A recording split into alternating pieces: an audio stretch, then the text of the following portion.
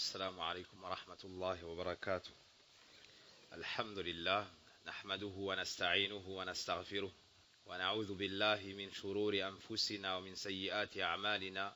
من يهده الله فلا مضل له ومن يضلل فلا هادي له، وأشهد أن لا إله إلا الله وحده لا شريك له، وأشهد أن محمدا عبده ورسوله. يا أيها الذين آمنوا اتقوا الله حق تقاته ولا تموتن إلا وأنتم مسلمون. يا أيها الناس اتقوا ربكم الذي خلقكم من نفس واحدة وخلق منها زوجها وبث منهما رجالا كثيرا ونساء، واتقوا الله الذي تساءلون به والأرحام إن الله كان عليكم رقيبا. يا أيها الذين آمنوا اتقوا الله وقولوا قولا سديدا يصلح لكم أعمالكم ويغفر لكم ذنوبكم، ومن يطع الله ورسوله فقد فاز فوزا عظيما. أما بعد، فإن أصدق الحديث كتاب الله جل وعلا، وخير الهدي هدي محمد صلى الله عليه وسلم، وشر الأمور محدثاتها، وكل محدثة بدعة، وكل بدعة ضلالة، وكل ضلالة في النار. إخواني الكرام، أهلا ومرحبا بكم، ونسأل الله سبحانه وتعالى بأسمائه الحسنى وصفات العلى التوفيق والسداد. On invoque Allah subhanahu wa ta'ala après l'avoir loué et proclamé son unicité, puis prier sur son noble prophète et messager sallallahu alayhi wa sallam. On invoque Allah tabaraka wa ta'ala afin qu'il nous accorde la réussite en ce jour. كما أسأله سبحانه وتعالى أن يوفق القائمين وكل من تعاون في هذا الخير. Aussi, j'invoque Allah Azza wa Jalla afin qu'il accorde la réussite et qu'il récompense avec largesse tous ceux qui se sont entraidés afin que ce séminaire puisse avoir lieu. Jazakumullahu khayra. أما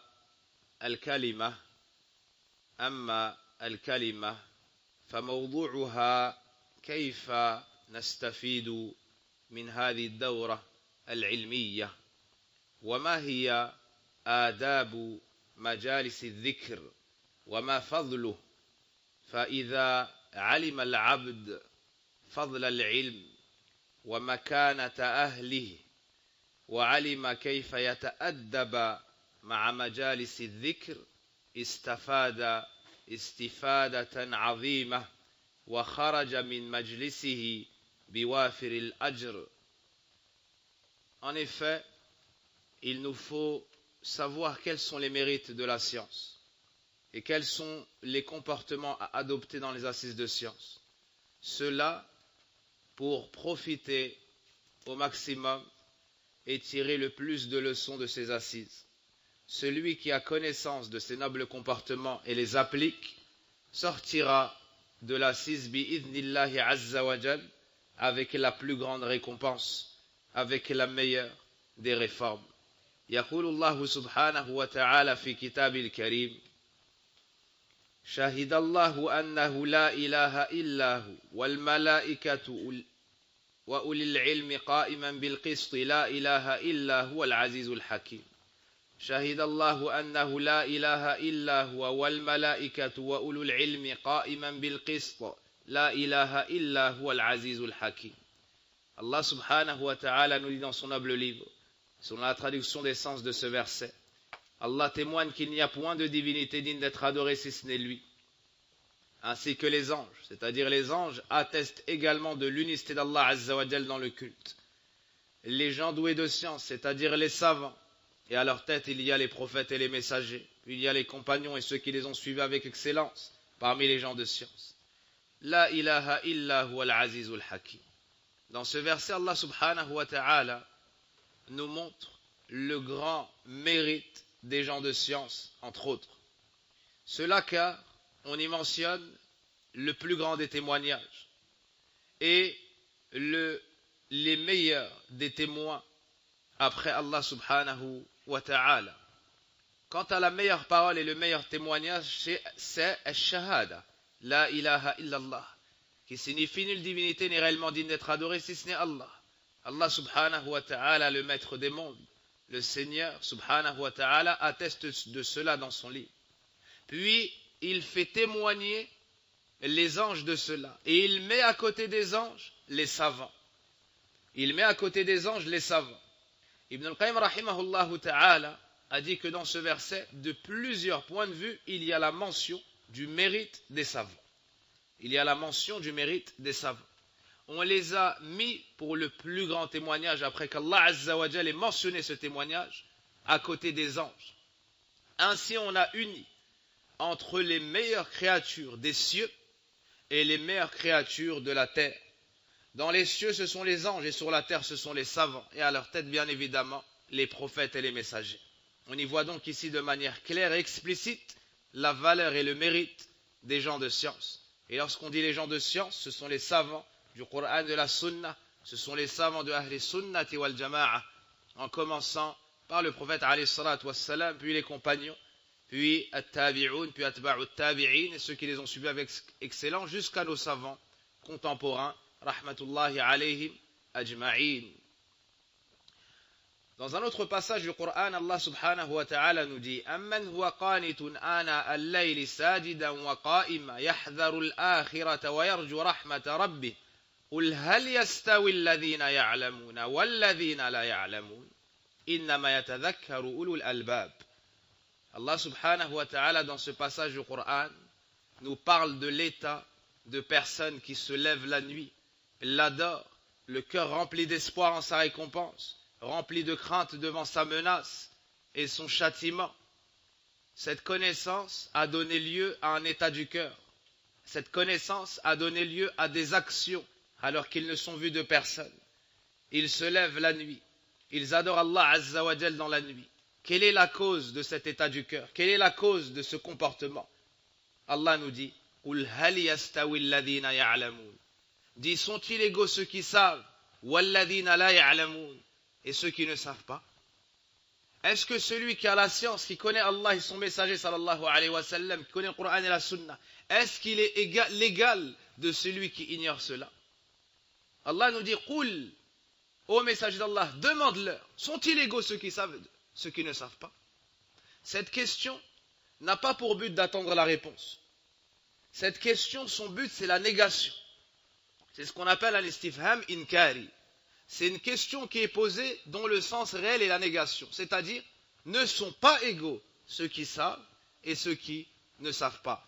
Mais on mentionne cela sous forme d'interrogation pour que ce soit plus fort dans l'écoute de la personne, de celui qui reçoit ce message.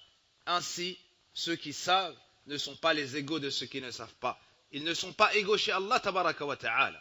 Ils ne sont pas égaux chez les anges d'Allah tabaraka wa ta'ala. Ils ne sont pas égaux auprès de l'ensemble de Bani Adam. Ainsi, celui qui prend la science, il a une grande valeur chez Allah subhanahu wa ta'ala. Et cela nous emmène au troisième verset, dans lequel Allah tabaraka wa ta'ala nous dit: Yarfa'illahu alladhina amanu minkum walladhina utul ilma darajat. Yarfa'illahu alladhina amanu minkum. Certes, Allah, ou plutôt Allah, élève ceux qui parmi vous ont la foi. Ceux qui parmi vous sont croyants. Quant à ceux qui ont la science, il les élève dans les hauts degrés. Quant à ceux qui ont la science, il les élève dans les hauts degrés. Dans ce verset, Allah Azza wa Jal nous montre que chaque personne qui a l'iman, chaque personne qui reconnaît l'unicité d'Allah, la prophétie de Muhammad sallallahu alayhi wa sallam, qui a foi au livre, qui a foi au livre révélé, au messager envoyé, qui a foi en la prédestination et avant ça au jour dernier, chaque croyant a une place chez Allah tabaraka wa ta'ala. Chaque croyant a une place particulière chez Allah, le Seigneur des mondes. Puis, on nous dit: Walladhina utul ilma darajat. Ils sont élevés, les croyants. Mais ceux qui parmi eux ont la science, ceux-là sont élevés dans les hauts degrés. On y voit donc dans ce verset un grand mérite de la science. C'est que celui qui prend la science, Allah Azza wa Jal l'élève. Et une histoire qui a eu lieu au temps de Omar ibn al-Khattab radiallahu anhu. Il était, comme vous le savez, Amirul Mu'minin. C'était les responsables de l'ensemble des croyants. celui par lequel Allah Azza wa Jal a élevé ce din et l'a répandu sur une grande partie de sa terre. Un jour, il voyage de Medina vers Mecca et en chemin, il rencontre celui qu'il avait désigné en poste à la Mecque. Il le rencontre en voyage. Alors il lui dit, Man tarakta ala ahli al-wadi, qui est-ce que tu as laissé en suppléant pour les gens de la vallée, c'est-à-dire à Mecca? Qui est-ce que tu as mis à ton poste en ton absence? Il lui a dit Ibn Abi Abza. Il lui a dit tel homme, Maula min al-Mawali, un affranchi parmi nos affranchis. C'est-à-dire pas une personne qui a un nom de famille qui est noble, kada. Non, un ancien esclave affranchi. Alors Omar ibn Khattab s'est étonné. Il lui a dit un affranchi à la tête des nobles de Quraysh, des gens de la vallée. Il lui a dit Na'am ya Amir al-Mu'minin ajal fa innahu alimun bi kitabillah fa innahu qari'un li kitabillah alimun bil fara'id. Il lui a dit en effet aux responsables des croyants, mais cet homme-là, c'est un savant du Coran. C'est un savant du Coran, il a de la science. La science du Coran, la science de l'héritage. Lorsque Omar ibn Khattab a entendu cela, il lui a dit Ama in qulta kadhalik, fa inni sami'tu nabiyyakum sallallahu alayhi wa sallam yaqul Inna Allah yarfa'u bihadha al-kitab aqwaman wa yadha'u bihi akharin. Et ça lui a rappelé un hadith du prophète alayhi salatu wassalam, qui est certes Allah par ce livre, le Coran al-Karim, va élever des gens et il va en rabaisser d'autres. Il va élever des gens et il va en rabaisser d'autres. Et très nombreux sont parmi les salafs, parmi les pieux prédécesseurs, des gens qui n'avaient pas une noblesse de nom, de lignée, mais qui ont eu la plus haute place dans le cœur des croyants et même des gouverneurs. Et même des gouverneurs. Allah subhanahu wa ta'ala nous dit dans un autre passage du Coran وَقُلْ رَبِّ زِدْنِي عِلْمًا. Et dit, ô mon Seigneur, accrois mes connaissances. Ô mon Seigneur, augmente ma science. Cet ordre est adressé à celui qui nous a informé à son sujet en disant Ama inni a'lamukum billah wa atqakum lah. Cet ordre est dit, ô mon Seigneur, augmente ma science, a été adressé à celui qui nous a dit à son sujet sachez que je suis le plus savant parmi vous. Et celui qui redoute le plus Allah et le craint le plus, le prophète Mohammed ibn Abdillah sallallahu alayhi wa sallam. Malgré cela, Allah lui dit dans le Coran et il dit, ô mon Seigneur, augmente ma science. Ainsi, on comprend de ce verset que personne ne peut dire, c'est bon, je suis arrivé à un niveau où je peux me passer de l'étude de la science. وَمَا قِصَّةُ مُوسَى عَلَيْهِ السَّلَامُ وَالْخَضِيرُ عَنْكُمْ بِبَعِيدٍ. Et l'histoire de Moussa alayhi salam avec le Khadir lorsqu'il a voyagé à sa recherche pour prendre des connaissances que le Khadir avait que Moussa n'avait pas, il a voyagé, il a pris le bateau et ainsi de suite. Alors que c'est le meilleur des prophètes de Banu Israël. Il entend qu'un serviteur d'Allah a une science que lui n'a pas, il voyage à sa recherche. Il voyage à sa recherche. Et très nombreux sont les sahaba et les tabi'in et les savants qui ont voyagé pour prendre de la science un jour ou une semaine. Jabir ibn Abdillah ou autre a voyagé un mois pour un hadith. Et nombreux sont les textes qui témoignent de cela. Il y a encore beaucoup de versets dans le Coran qui nous montrent cela. Mais mentionnons quelques hadiths. Dans le Bukhari, Muslim et dans d'autres recueils. Le prophète sallallahu alayhi wa sallam nous dit Man yuridillahu bi khayran yufaqihu fid din. Celui à qui Allah veut du bien, il l'instruit dans la religion. C'est-à-dire que si Allah Azza wa Jal veut du bien pour le serviteur, il lui facilite les causes qui vont lui permettre l'accès à la science. Comme la rencontre d'un frère fillah qui aime la science, qui aime la sunna. En le fréquentant, tu te retrouves dans des assises de science. Comme l'achat d'un livre, comme l'écoute d'une conférence d'un savant, comme al-hajj ou bien l'umrah, puis la rencontre des savants. Allah Azza wa Jal va te faciliter sur ta route, sur ton chemin, une cause qui va faire que tu vas apprendre ta religion. Une cause qui va faire que tu vas apprendre ta religion. Si tu sens un amour pour les savants de la sunna, si tu sens un penchant vers les assises des gens de la sunna, si tu aimes écouter la science, noter la science, mémoriser la science, appliquer la science, abshir bi kulli khayr. réjouis-toi du bien tout entier, car c'est un signe qu'Allah a voulu le bien pour toi. À l'inverse, celui qui ne penche pas vers la science, il n'aime pas les gens de la sunna et prendre la science d'eux, c'est un signe qu'Allah ne l'a pas aimé, qu'il n'a pas voulu son bien. Wala hawla wala quwwata illa billah, comme a dit l'allama l'imam Abdul Aziz ibn Abdullah ibn Baz, rahmatullahi alayhi. Donc un des signes qu'Allah a voulu pour toi le bien et t'a aimé, c'est que tu penches vers la science. Un autre hadith, le prophète alayhi salatu wassalam nous montre que parmi les mérites de la science, il y a que c'est un chemin qui t'emmène au paradis bi-idhnillahi azza wa jal. Allah tabaraka wa ta'ala, où le prophète alayhi salatu wassalam nous dit Man salaka tariqan yaltamisu fihi ilma سهل الله له به طريقا إلى الجنة وإن الملائكة لتضع أجنحتها لطالب العلم رضا بما يصنع وإن الملائكة وإن أهل السماوات وأهل الأرض حتى الحيتان في الماء لا يستغفرون لمعلم الناس الخير أو كما قال النبي صلى الله عليه وسلم. Le prophète alayhi salatu wassalam nous dit dans un des hadiths qui réunit le plus de mérite de rechercher la science. Il nous dit celui qui emprunte un chemin à la recherche de la science, par ce chemin-là, Allah lui facilite un chemin vers le paradis. Et certes, les anges abaissent leurs ailes au-dessus de celui qui recherche la science en signe de satisfaction devant ce qu'il entreprend. Et certes, les habitants des cieux, les habitants de la terre, jusqu'aux poissons dans la mer, invoquent Allah afin qu'il pardonne celui qui recherche la science. Subhanallah. Et c'est une grande miséricorde de la part d'Allah. On ne le dit pas dans le hadith celui qui atteint la science. On dit celui qui emprunte le chemin. Ainsi, tu n'es pas questionné sur le résultat de ton effort. Tu es questionné sur les causes. Fais l'effort, recherche la science et tu as cette récompense. Que tu réussisses l'examen ou non, que tu aies une bonne note ou non, que tu mémorises plus ou moins, tu as la récompense à partir du moment où tu as fait ce qui t'a été recommandé. Aussi Abu Hurayrata radiyallahu anhu, un jour est sorti au marché. Et il a dit aux sahaba, et il a dit aux tabi'in, il leur a dit, Ya ma'sharat tujjar, ô vous les commerçants, antum hahuna, vous êtes ici en train de commercer alors que l'héritage du prophète alayhi salatu wassalam est en train d'être partagé. Ils ont dit où? Il leur a dit à la mosquée. Alors ils ont laissé leur étalage et ils sont partis à la mosquée. En arrivant, ils n'ont pas trouvé ce qu'ils auraient pensé trouver. Des biens qui sont partagés. Ils sont revenus le voir et ils ont dit, Ya Aba Hurayra, ma wajadna ma dhakart, nous n'avons pas trouvé ce que tu as mentionné. Il leur a dit, Wa madha wajadtum, qu'avez-vous donc trouvé? Ils ont dit des assises de science. Par exemple, une assise dans le fiqh, une assise dans le tajwid, dans le Coran, Il leur a dit, malheur à vous, ceci est l'héritage du prophète sallallahu alayhi wa sallam.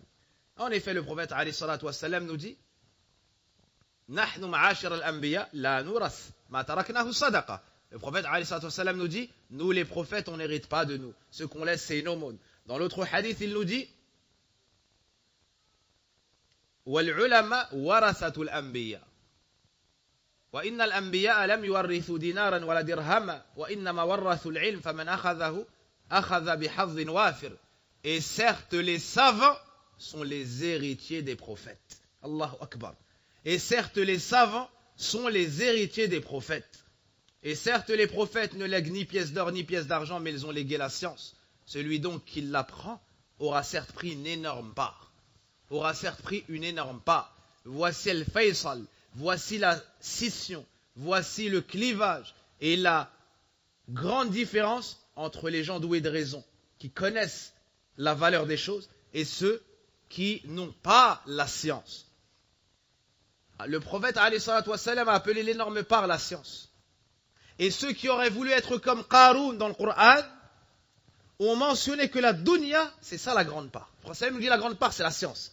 Ceux qui ont voulu être comme Qarun ont dit « Innahu ladhu hazzin waf ». Innahu ladhu hazzin azim. Certes, Qarun a une énorme part. Le prophète nous dit l'énorme part, c'est la science. L'énorme part, c'est la science. Si toi, tu as vu connaissance d'aïeux à toi, d'ancêtres à toi, qui ont légué une grande fortune, et que cette fortune se trouvait à un jour de voyage, tu aurais voyagé, tu aurais tout délaissé pour aller chercher cet héritage. Là, ce n'est pas un héritage que tu peux avoir, où on peut enlever ta part, on peut t'opprimer. Non, là c'est l'héritage du prophète sallam. Toute personne qui veut y avoir accès peut y avoir accès. Il n'y a qu'à faire les causes, on demande à Allah Azza wa Jal aide et assistance. Et il y a encore beaucoup d'autres hadiths. Le prophète sallallahu alayhi wa sallam nous dit khayrukum man ta'allama al-Qur'ana wa 'allama. Et la science, la base de la science et le plus important de la science, c'est mettre ses efforts sur le Coran et la Sunna. Mettre ses efforts sur le Coran et la Sunna, pas sur les paroles des gens. Sur le Coran et la Sunna. Le prophète sallallahu alayhi wa sallam nous dit le meilleur d'entre vous est celui qui a mémorisé le Coran puis qui l'a enseigné. Mais pour avoir tous ces mérites et tous ces bienfaits, pour avoir tous ces mérites et tous ces bienfaits, il faut savoir comment apprendre. Il faut apprendre à apprendre. Et la première étape, c'est la purification du cœur. La première étape, c'est la purification du cœur. Allah subhanahu wa ta'ala nous dit dans le Coran, parmi les premières choses qui ont été révélées, il nous dit wa thiyabaka fatahhir. Ay tahhir a'malaka min ash-shirk. Purifie tes vêtements, c'est-à-dire purifie tes actions de tout polythéisme. Allah nous dit également وَمَا أُمِرُوا إِلَّا لِيَعْبُدُوا اللَّهَ مُخْلِصِينَ لَهُ الدِّينَ حُنَفَاءَ وَيُقِيمُوا الصَّلَاةَ وَيُؤْتُوا الزَّكَاةَ وَذَلِكَ دِينُ الْقَيِّمَةِ. Il ne leur a cependant été ordonné que d'adorer Allah seul d'un culte sincère, d'accomplir la prière, de s'acquitter de la zakat. Voici la religion droite. Le prophète alayhi salatu wassalam nous dit إِنَّمَا الْأَعْمَالُ بِالنِّيَّاتِ. Les actions ne valent que par les intentions. وَإِنَّمَا لِكُلِّ امْرِئٍ مَا نَوَى. Et chacun sera rétribué selon son intention. C'est-à-dire, اعتبار الأعمال عند الله صحة وفسادا قبولا أو ردا على حسب نيتك وإنما لكل امرئ ما نوى هذا الجزاء. Les actions ne valent que par les intentions, c'est-à-dire la considération de ton acte chez Allah comme étant bon ou mauvais, accepté ou rejeté, c'est selon l'état de ton cœur, selon ton intention. Et la récompense ou non, selon l'état de ton cœur. Ainsi, celui qui cherche la science et qui veut réussir dans la recherche de la science, la première étape, purifier son cœur. Et la première étape, purifier son cœur, de rechercher autre qu'Allah dans cette démarche. Et les salafs avaient énormément peur d'avoir un manque de bonne intention dans la recherche de la science. L'imam Ahmed rahimahullah ta'ala a été questionné. هل طلبت العلم لله؟ قال لله عزيز لكن شيء حبب إلي فطلبته. وقال أحدهم ما أتذكر أني رحلت أطلب العلم مرة واحدة أبتغي بذلك وجه الله. L'imam Ahmed, il lui fut dit, est-ce que tu as recherché la science sincèrement pour Allah? Il a dit de dire que pour Allah, ça c'est très difficile. Mais c'est une chose qu'on m'a fait aimer, je l'ai recherchée. L'un d'eux dit, je ne me souviens pas une seule fois que j'ai recherché la science sincèrement pour Allah. Je ne pourrais pas le dire. Ils avaient peur du manque de sincérité. Et l'un d'entre eux dit, la chose la plus difficile que j'ai trouvé à maîtriser, c'est mon intention. Elle m'échappe et j'essaye de la gérer, mais elle m'échappe. Donc le croyant, il recherche la science sincèrement pour Allah subhanahu wa ta'ala. Il doit purifier son cœur de rechercher les éloges des créatures. Il doit purifier son cœur de rechercher la science pour être sous les projecteurs et avoir la place première et qu'on lui donne des faveurs et des privilèges. Non, il doit rechercher la science pour Allah subhanahu wa ta'ala. L'imam Shafi'i disait, j'aurais tant aimé que les gens prennent la science sans dire qala Shafi'i, qala Shafi'i. L'imam Shafi'i a dit, l'imam Shafi'i a dit. Le deuxième comportement à adopter, c'est de s'asseoir dans les assises de science et de ne pas se mettre en aparté pensant pouvoir prendre la science seule. La personne, elle voyage, elle va chercher les savants. Si elle n'a pas la capacité, alors ceux qui ont pris des savants. Si elle n'a pas la capacité, alors ceux qui ont un contact avec les savants. Et elle ne délaisse pas la science. Elle ne délaisse pas. Elle va chercher la science auprès de ceux qui ont la science. Si elle ne peut pas, alors elle descend de niveau. Si elle ne peut pas, alors elle descend de niveau. Puis par la suite, si Allah Azza wa Jalla lui facilite d'aller auprès des savants, il reste humble. Et ça fait partie des provisions du talib'in. Il lui faut être tawadu', il lui faut être humble. Car s'il n'est pas humble, il sera orgueilleux. Et s'il tombe dans l'orgueil, il n'y aura plus de baraka dans sa science. Sa'asrifu an ayati alladhina takabbaruna fil ard. Allah Azza wa Jalla nous mentionne dans le Coran qu'il va éloigner de ses signes ceux qui s'enorgueillent sur la terre. C'est-à-dire, il va leur empêcher la compréhension du Coran. Ils peuvent mémoriser le Coran, mais ils ne vont pas comprendre le Coran. Ils ne vont pas comprendre le Coran.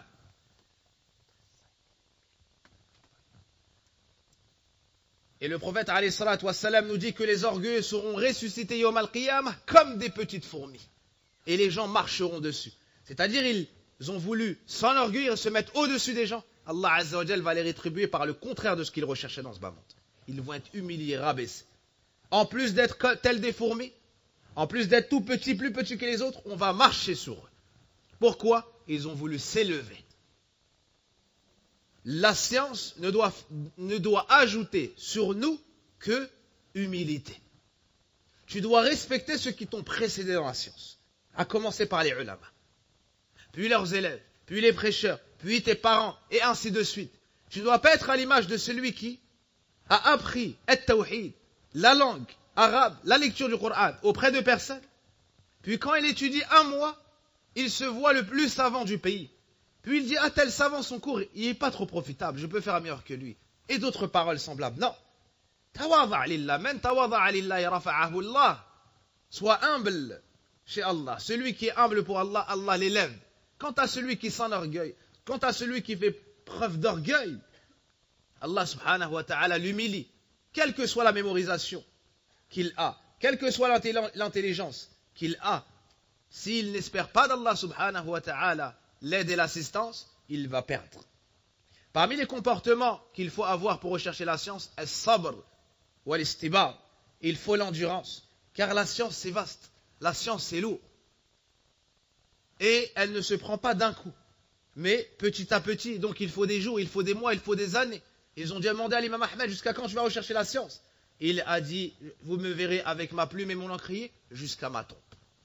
Jusqu'à ma tombe.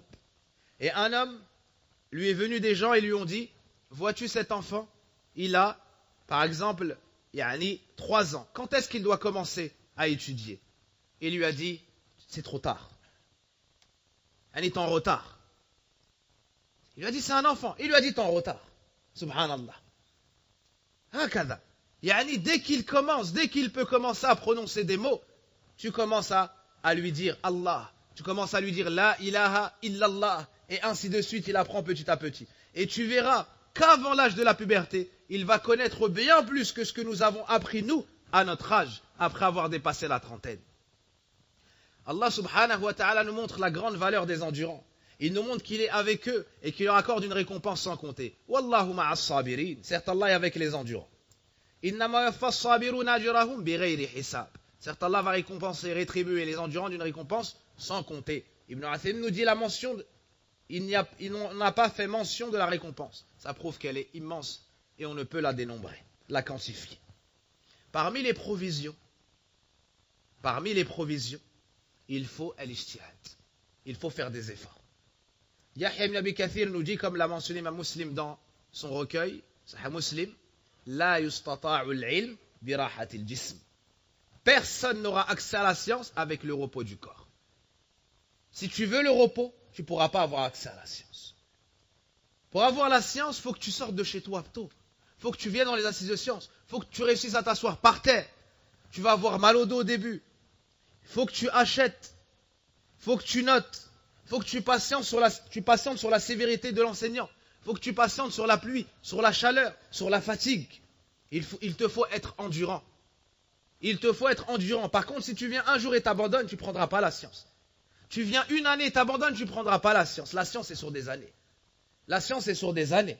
Il te faut patienter. Il te faut être humble et demander, enseigne-moi comment apprendre la science. Parmi les provisions qu'il te faut avoir, c'est un compagnon pieux qui aime la science. Parmi les choses les plus profitables, c'est de trouver un ami qui aime la science. Un ami qui va t'aider, avec qui tu vas t'entraider dans le bien, avec qui tu vas aller au cours, avec qui tu vas mémoriser, avec qui tu vas réviser. Celui qui, lorsque tu vas faire de la médisance, il va te dire attention, retiens ta langue. Celui qui, lorsque tu vas faiblir, il va te dire qu'est-ce qui t'arrive. Celui qui, lorsque tu vas être absent, il va venir te visiter. Lorsque tu vas être malade, il va venir te visiter. Celui qui, lorsque tu vas faiblir, il va te renforcer. Lorsque tu vas oublier, il va te rappeler. Quand tu seras en tort, il va te dire t'es en tort. Quand tu penseras avoir raison, il va te dire t'es en tort. Ça, c'est ton ami.